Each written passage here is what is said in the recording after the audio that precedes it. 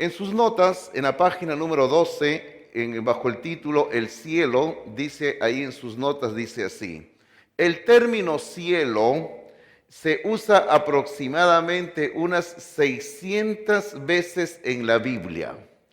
El término hebreo que suele traducirse cielo, shamayim, significa de forma literal las alturas. Eso quiere decir cielo, porque hermano está en plural. La palabra shamayim está en plural. También se puede traducir cielos o las alturas. Así como está en Génesis, cuando dice, en el principio creó Dios los cielos y la tierra. Sigo leyendo, dice, la palabra griega ouranos, que está en singular por si acaso, no porque estén con S al final quiere decir que es plural, es un singular, dice ouranos, se refiere a aquello que es elevado o alto. La Biblia usa estos términos para referirse a tres lugares, porque hermanos existen tres cielos por si acaso en la Biblia. Aunque yo sé que hay una teología que enseña que hay 7 cielos, así hay algunos que hablan de 7 cielos, pero en la Biblia en ninguna parte habla de 7 cielos. En la Biblia solamente habla de 3 cielos, nada más. No hay ni 4, ni 5, ni 6, y mucho menos 7 cielos. Solamente hay 3 cielos en la Biblia. El primer cielo o el cielo atmosférico. Creo que ahí le falta la palabra atmosférico, ¿verdad? O sea, estamos hablando de la atmósfera, lo que rodea el planeta Tierra. Ese es el primer cielo. Dice en las notas, es la región de la atmósfera respirable que cubre la Tierra, o sea, donde nosotros vivimos. Es esta parte donde están arriba, bueno, en la nota dice, donde también se produce el ciclo hidrológico. Es la parte que rodea el planeta Tierra, donde está el aire, las nubes, por donde vuelan las aves, luego por donde vuelan los aviones, donde cae la lluvia. Ese es el primer cielo. En la Biblia dice, en el libro de los Salmos, por favor, en el capítulo 147, versículo número 8, Salmo 147, versículo número 8 dice, Él es quien cubre de nubes los cielos, el que prepara la lluvia para la tierra, el que hace a los montes producir hierba. Pero la primera línea del versículo que acabamos de leer dice, Él, o sea, Dios, es quien cubre de nube los cielos. O sea, Dios en los cielos coloca nubes. Y justamente esa es una referencia al cielo que rodea al planeta Tierra, donde vivimos nosotros. Luego tenemos otra cita en el libro de Hechos, capítulo número 14, Hechos capítulo 14, versículo 17, dice, si bien no se dejó a sí mismo sin testimonio haciendo bien, dándonos lluvias del cielo, observe la expresión, dándonos lluvias del cielo y tiempos fructíferos, llenando de sustento y de alegría nuestros corazones. Lluvias del cielo, justamente, volvemos otra vez a lo mismo. La atmósfera que rodea el planeta Tierra, volvemos a decir, donde está el aire, donde está el oxígeno, donde vuelan las aves, donde están las nubes, donde vuelan los aviones, ese es el primer cielo que tenemos nosotros según las enseñanzas de la palabra de Dios. En la siguiente página, por favor, el segundo cielo o el cielo planetario, o el cielo planetario, o el cielo planetario. En las notas dice, es donde existen el sol, la luna, los planetas y las estrellas. Entre otros propósitos, revela la gloria de Dios, la gloria de Dios. O sea, el segundo cielo, tal como la Biblia enseña, es lo que nosotros le llamamos comúnmente el universo, el espacio, por donde, bueno, por ahí no vuela nadie, pues, ¿no? Ahí solamente cuando mandamos una nave que va hasta la luna, o cuando mandamos a un aparato que se vaya más lejos a otros planetas a investigar. ese es el espacio, el universo, donde están los planetas, las estrellas, el sol, la luna, donde, hermanos, hay tantas galaxias que Dios ha creado, tantos mundos, ¿verdad? Millones de planetas en este universo que Dios ha creado. Y bueno, es tan grande que ni nuestra mente alcanza para saber cuán grande es el segundo cielo, el universo, hermanos míos. ¿Qué medida tendrá el universo? Es imposible de saberlo, pero ese es el segundo cielo según la palabra de Dios. Y ahí tenemos dos citas, una de ellas es de Génesis 1, 14 al 17, Génesis 1, 14 al 17, cuando Dios está creando todo en la primera semana de la creación, dice en Génesis 1, 14 al 17, dijo luego Dios, haya lumbreras en la expansión de los cielos, para separar el día de la noche y sirvan de señales para las estaciones, para días y años, y sean por lumbreras en la expansión de los cielos para alumbrar sobre la tierra, y fue así. E hizo Dios las dos grandes lumbreras, la lumbrera mayor para que señorease en el día y la lumbrera menor para que señorease en la noche. Hizo también las estrellas y las puso Dios en la expansión de los cielos para alumbrar sobre la tierra. Este es el día en que Dios crea todo lo que existe en el universo. Dios está creando acá las estrellas, los planetas, y cuando en el versículo número 16 habla de las dos grandes lumbreras, se refieren al sol y a la luna, las dos grandes lumbreras. Esto lo ha creado Dios. ¿Y con qué propósito lo ha creado Dios? Inmediatamente tenemos otra cita del libro de los Salmos en el capítulo 19, versículos 1 al 4. Salmos 19, 1 al 4 dice, los cielos cuentan la gloria de Dios y el firmamento anuncia la obra de sus manos. Allí está resumido el por qué o el para qué Dios ha creado el universo. Lo ha creado, dice, para su gloria, para anunciar la gloria de Dios. Vuelvo a leer el versículo 1, dice, los cielos cuentan la gloria de Dios y el firmamento anuncia la obra de sus manos. Un día emite palabra a otro día y una noche a otra noche declara sabiduría. No hay lenguaje, ni palabras, ni es oída su voz. Por toda la tierra salió su voz y hasta el extremo del mundo sus palabras. En ellos puso tabernáculo para el sol. Así que aquí tenemos el relato primeramente hemos leído en Génesis el relato de la creación, cómo hizo Dios el universo, planetas, estrellas, todo cuanto existe. Y luego en el Salmo 19 tenemos donde se nos dice por qué razón Dios creó todo cuanto existe. La palabra de Dios dice que lo creó para anunciar su gloria. Cuando uno observa el universo, cualquier hombre queda maravillado. Tiene que reconocer que todo esto es la obra de un ser superior. Uno de los primeros hombres que fue al espacio y dio la vuelta a la Tierra, cuando estaba dando la vuelta, estaba mirando el universo por la ventana de su nave. Miren, ni siquiera se había dirigido todavía a la Luna. Cuando estaban dando la vuelta a la Tierra al comienzo los astronautas, este hombre mirando por la ventana de su nave, dijo justamente el versículo 1 que acabamos de leer, donde dice, los cielos cuentan la gloria de Dios y el firmamento anuncia la obra de sus manos. Ese versículo este hombre lo repitió, porque este hombre quedó sorprendido al ver todo lo que existía. Siendo un astronauta, siendo un científico, un hombre preparado, reconoció, todo esto ha sido creado por Dios. No hay otra respuesta. Sigamos, hermanos míos, en sus notas, ahora el tercer cielo. El tercer cielo. Dice, el tercer cielo es la morada de Dios. Morada de Dios. La morada de Dios. O sea, es decir, cuando decimos la morada de Dios, ¿qué estamos diciendo? Es el lugar donde Dios vive, porque Dios vive en el cielo. Así que el tercer cielo es la morada de Dios, de los ángeles santos, y de los santos fallecidos. O sea, en el cielo vive Dios, el Dios Padre, Dios Hijo y Dios Espíritu Santo, viven en el cielo. Pero también vive juntamente con Dios en el cielo. ¿Quiénes viven? Los ángeles, los santos ángeles.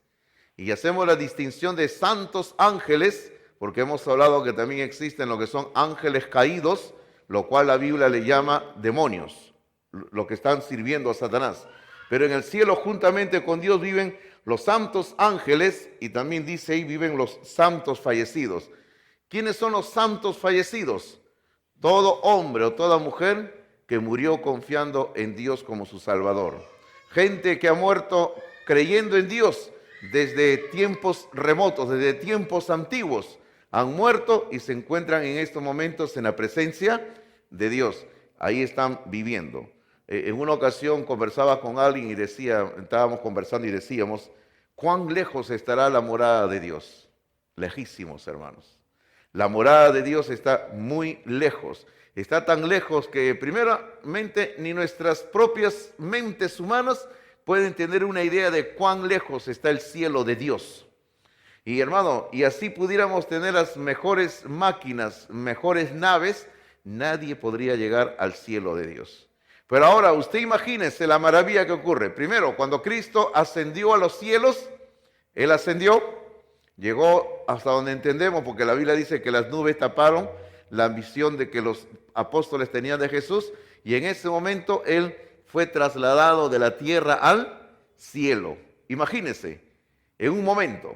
Luego la Biblia habla de que cuando Cristo venga a llevarnos a nosotros, vamos a ser arrebatados a su presencia en un parpadear de ojos, en un abrir y cerrar de ojos. ¿Cuánto demoramos en un parpadeo?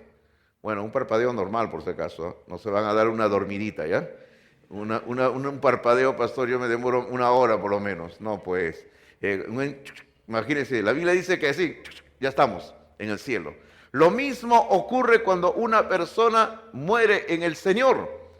La persona cierra sus ojos físicamente, muriendo, pero en el acto los abre y ya se encuentra en la presencia de Dios.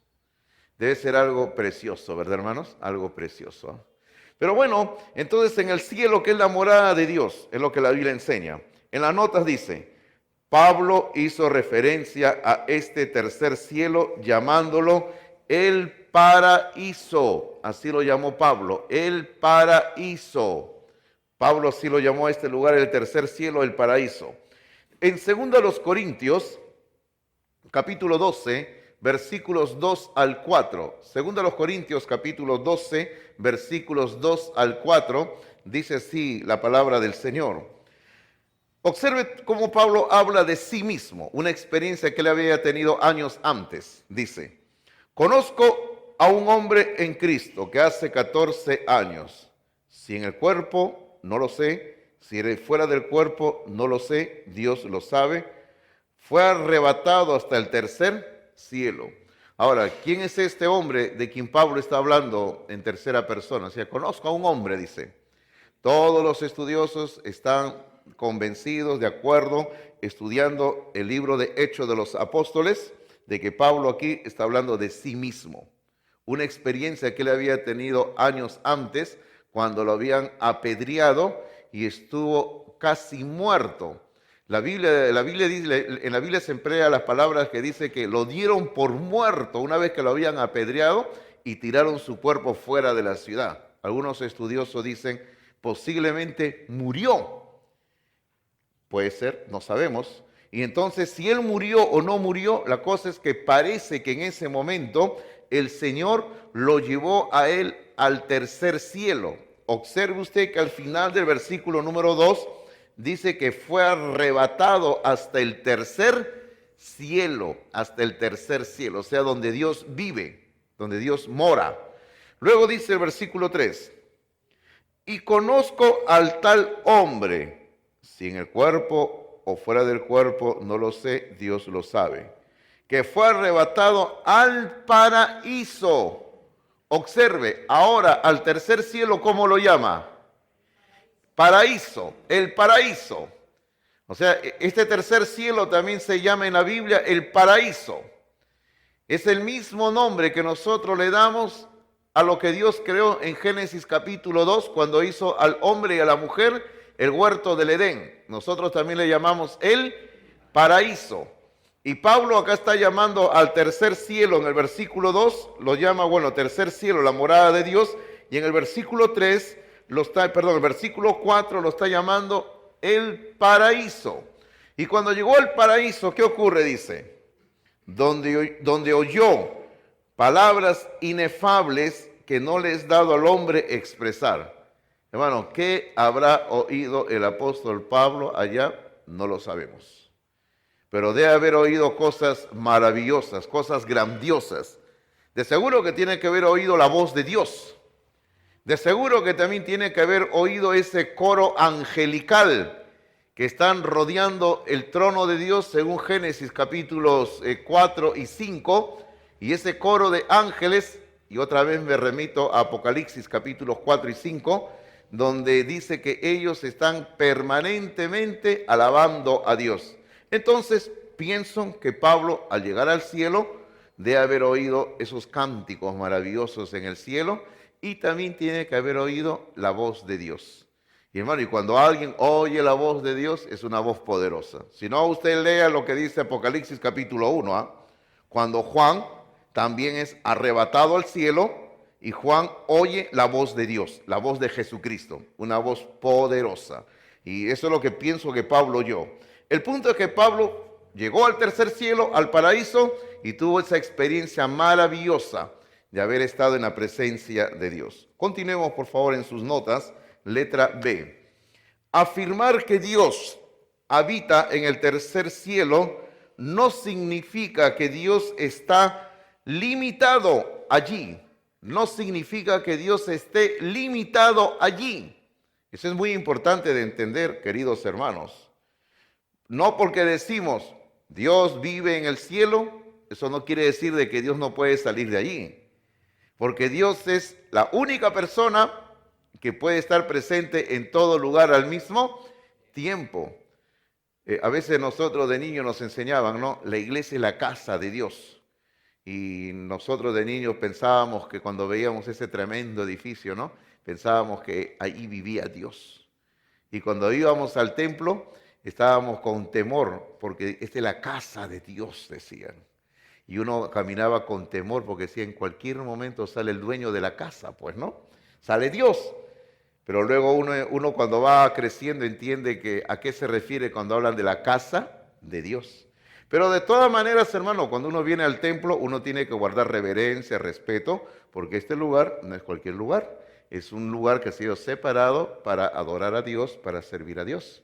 Entonces, Dios vive en su templo, ¿verdad? Como también dice un salmo, Jehová mora en su templo y calle delante de él toda la humanidad, dice la palabra de Dios.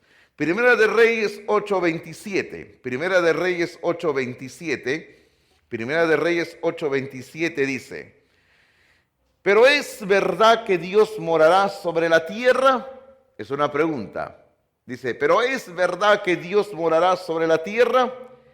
He aquí, o sea, he aquí lo imposible de que Dios viva en la tierra. Mire, o sea, es imposible que Dios viva en la tierra. ¿Por qué dice? Dice, he aquí que los cielos de los cielos, 3 veces, los cielos de los cielos, o sea, el tercer cielo. O sea, he aquí, los cielos de los cielos no te pueden contener. O sea, los cielos no pueden contener a Dios. Entonces luego otra vez la pregunta, ¿cuánto menos esta casa que yo he edificado? El que está hablando aquí es Salomón. Y Salomón dice, ¿no? Si Dios no puede ser contenido, o sea, nadie lo puede contener a Dios en el cielo donde mora, en el tercer cielo, porque hablan 3 veces cielo menciona, el cielo de los cielos de los cielos. Entonces Salomón dice, si Dios no puede ser contenido en el tercer cielo, mucho menos puedo en esta casa que Salomón había construido, porque Salomón construyó un tremendo templo para la gloria de Dios. Salomón dice, mucho menos este templo que he construido puede retenerlo, puede limitar a Dios. Hermano, nada puede limitar a Dios, ni el templo más grande puede limitar a Dios. Usted recuerda, por ejemplo, cuando en el tiempo del profeta Samuel, Usted tiene que recordar algo interesante, lo que sucedió con los filisteos. Los filisteos, hermanos míos, entraron a la tierra de Palestina, entraron a donde tenían ellos el arca de Dios, porque todavía no había templo en ese tiempo, por si acaso, en el tiempo del profeta Samuel, en esa época no había todavía templo, era un tabernáculo. Entonces ellos entraron, los filisteos, los enemigos, y ellos dijeron, como se pensaba en aquel entonces, vamos a llevarnos a su Dios de los hebreos. Entonces ellos dijeron, ¿qué es lo que adoran? Entonces ellos pensaban que adoraban esa caja, el arca, porque el arca era una caja de oro, que adentro tenía las tablas de la ley, tenía la vara de Aarón y tenía un poco del maná que había caído del cielo. Entonces los filisteos, dice la Biblia, que se llevaron el arca, pensando así, de acuerdo a la creencia de la época, y creencia que tuvo todavía vigencia hasta el siglo V más o menos de nuestra era, que cuando un pueblo era conquistado había que quitarle sus dioses. Y la forma de quitarle sus dioses era llevándonos las imágenes o lo que ellos adoraban. Así que los filisteos llegaron ahí y dijeron, los hebreos adoran esta caja porque ahí vive su Dios. Y se llevaron la caja. Ya, ahora ese Dios de los filisteos, que es poderoso, dijeron los filisteos, este Dios ahora nos pertenece a nosotros y nos tiene que servir a nosotros. Porque así se pensaba, si yo me llevo al Dios, ahora yo soy dueño del Dios y el Dios me tiene que servir a mí. Así que se llevaron la caja de Dios, el arca del templo. Pero hermano, ¿qué le sucedió? Usted sabe. Pasó todo lo contrario. Se lo llevaron y Dios no sirvió a los filisteos, sino que más bien Dios comenzó a castigarlos. Para abreviar la historia, dice que lo comenzaron a pasear el arca por cada pueblo de los filisteos, en 7 ciudades diferentes, y en cada ciudad que llevaron ocurrió lo mismo. Enfermedades, tumores, la gente se enfermó, comenzaron a aparecer una plaga de ratones que se comían la cosecha, lo llevan a otra ciudad y ocurre lo mismo. Tumores, enfermedades, plaga de ratones que se comían la cosecha y así estaba. Hasta que dijeron ellos, los filisteos dijeron, bueno, vamos a encerrarlo donde está nuestro Dios. Porque ellos tenían un Dios supuestamente más poderoso, pues no. Nuestro Dios lo va a controlar al Dios de los hebreos. Lo metieron al templo de Dagón, su Dios de ellos, y la Biblia dice que cuando ellos entraron por la mañana, la imagen de su Dios estaba tirada al pie del arca de Dios, destruida. Así que los filisteos dijeron, este Dios de los hebreos es más poderoso. No podemos controlarlo. ¿Y qué hicieron? Lo devolvieron. Lo pusieron en un carro tirado por una vaca que todavía estaba criando. Fíjense, ese dato es bien importante. Dice que la vaca todavía estaba criando sus terneros, tenía sus bebés. Y a pesar de que la vaca tenía sus bebés, y seguramente la vaca quería estar con sus bebés, ¿no? Y los bebés estaban llorando, llamando a su mamá, la vaca siguió caminando, llevando el arca de Dios hasta el pueblo de Israel. Y no solamente eso, sino que los filisteos tuvieron que reconocer que el Dios de los hebreos es un Dios más poderoso, y en señal de reconocer eso, por cada una de las 7 ciudades hicieron 7 tumores de oro y 7 ratones de oro. ¿Y qué hicieron con eso? ¿Usted sabe? Exactamente. La Biblia dice que lo pusieron en el arca, como una ofrenda a Dios. Así que de ahí en adelante en el arca, aparte de las tablas de la ley, aparte de la vara de Aarón y aparte de un poco del maná, también habían 7 tumores de oro y habían 7 ratones de oro. Interesante, ¿no? Pero hermano, ¿por qué le cuento todo eso? Le cuento todo eso porque Jehová, Dios, como dice aquí en el versículo que acabamos de leer en Primera de Reyes 8:27, Dios no puede ser contenido en ninguna casa, ni tampoco en el arca del templo, en el arca del tabernáculo, Dios no puede ser contenido. Nadie puede apropiarse de Dios. Dios es Dios, hermanos. Y Dios, nadie puede decir, yo soy el dueño de Dios y yo controlo a Dios. Más bien es a la inversa, ¿no? Nosotros somos controlados y estamos en las manos de Dios. ¿Qué dice usted? Amén, ¿verdad? Así es. Entonces, letra C en las notas. Seguimos hablando del tercer cielo, dice. Es el lugar desde el cual Dios gobierna todo el universo. Dios gobierna todo el universo. Tal como dice en el libro de los Salmos, en el capítulo 103, versículo 19.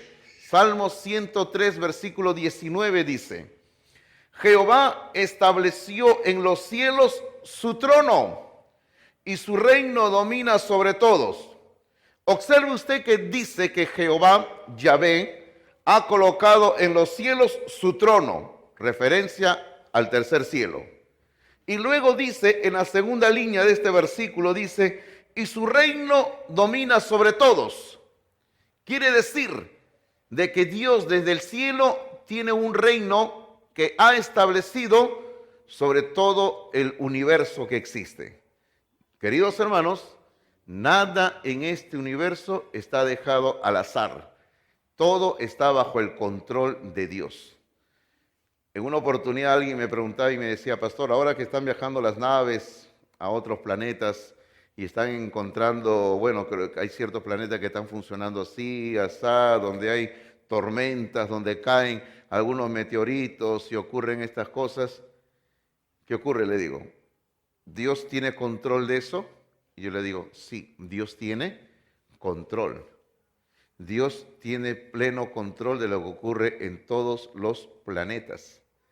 Dios es el que ha creado este universo y Dios es el que controla este universo. Él es el dueño del universo. Letra D.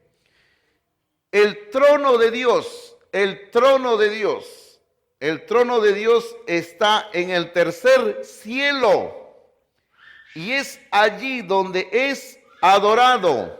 Es ahí donde es adorado. Dios tiene su trono en el tercer cielo y ahí es donde es adorado. Hace un rato yo hice referencia a Apocalipsis capítulos 4 y capítulo 5 y aquí tenemos dos citas. Fíjese usted que es en el capítulo 4 el versículo 2 y el versículo 9.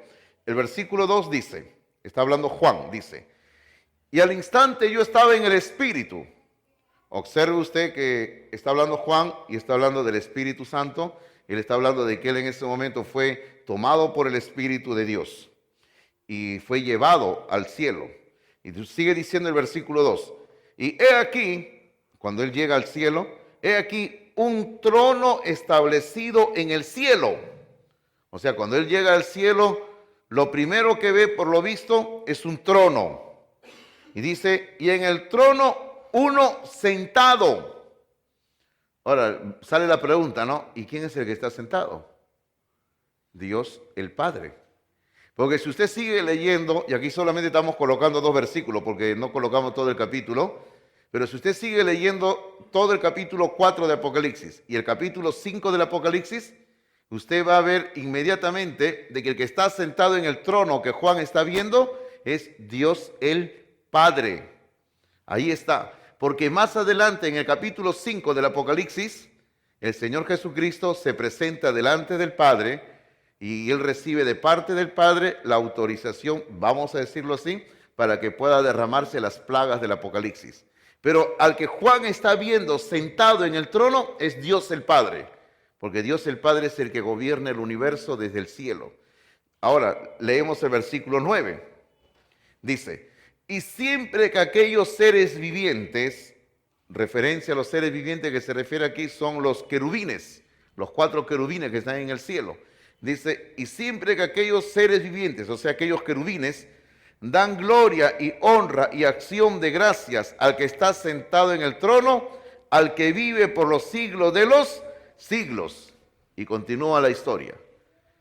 Hermanos, si usted lee, vuelvo a repetir, todo el pasaje, los capítulos 4 y capítulo 5 del Apocalipsis, va a encontrar esto. Dios está sentado en el trono celestial. Y Dios, en el libro del Apocalipsis, está recibiendo toda la gloria y la honra que solo Dios merece por parte de los ángeles. Hermanos míos, va a ser una experiencia maravillosa. Yo no me quiero perder esa experiencia, ¿verdad? ¿Nos vamos al cielo, no, hermanos? Vámonos, gloria al Señor, vamos al cielo, ¿verdad? Por eso digo, yo no me pierdo esa experiencia maravillosa. Va a ser algo único estar en el cielo viéndolo a Dios sentado en su trono y millones de ángeles y creyentes en Cristo Jesús, adorando al Cordero, adorando al Padre Celestial por toda la eternidad. Es un cuadro maravilloso. Yo se lo recomiendo. Anótese. Vámonos al cielo, ¿verdad? Así es. Letra E. Letra E. Este tercer cielo es también el lugar desde donde descenderá a la tierra la nueva Jerusalén. La nueva Jerusalén. Dice aquí que va a descender del cielo a la tierra la nueva Jerusalén. Ahora, porque en el cielo hay una ciudad, es lo que la Biblia dice. Y otra vez me remito, usted lea los capítulos 21 y 22 del Apocalipsis.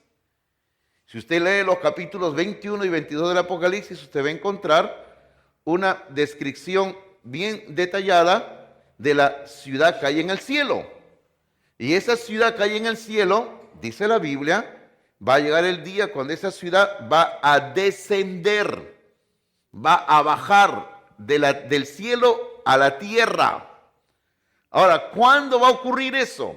Si usted observa, cuando estuvimos leyendo, hay unas palabras que al final no hemos leído intencionalmente en las notas. Dice, tras el milenio. ¿Qué quiere decir eso? Que después que ocurra el reino de 1000 años, el milenio, un reino que Cristo va a tener en esta tierra, según Apocalipsis capítulo 20, fíjese el orden, Apocalipsis 20 dice que Cristo va a reinar 1000 años en la tierra, y cuando termine el reino de 1000 años, Apocalipsis capítulo 21 y 22 describen que del cielo desciende la nueva Jerusalén. Hermano, no es difícil llevar este asunto en la mente, el orden de los acontecimientos en la Biblia. ¿Sabe por qué? Porque lo maravilloso es que en la Biblia está escrito también en un orden cronológico, así. Y uno solamente es cuestión que uno le agarre el sentido de todo y uno lee y dice, qué maravilloso, ¿verdad? La Biblia tiene sentido. Así que después del reino de 1000 años de Cristo, va a descender del cielo a la tierra la nueva Jerusalén. Será algo fantástico también, hermanos. Yo no me lo pierdo otra vez eso, no me lo pierdo. ¿Qué dice Apocalipsis 21:10? Ahí tenemos la cita, Apocalipsis 21:10 dice. Sigue hablando Juan, dice. Y me llevó en el espíritu a un monte grande y alto y me mostró la gran ciudad santa de Jerusalén. Y fíjese, dice que esta ciudad santa de Jerusalén no es la Jerusalén que está acá en la tierra, sino que dice que esta ciudad descendía del cielo de Dios, el cielo de Dios. ¿Cuál es el cielo de Dios? El tercer cielo, es el cielo de Dios. Y la Biblia enseña aquí, y otra vez repito, capítulo 21, capítulo 22 de Apocalipsis, que va a llegar el día cuando del cielo va a descender la nueva Jerusalén. Maravilloso, ¿verdad? Hermanos míos, con esto hemos terminado la primera parte de esta doctrina número 10 en nuestro curso de verdades clave de la palabra de Dios. Esta doctrina número 10 es sobre las últimas cosas.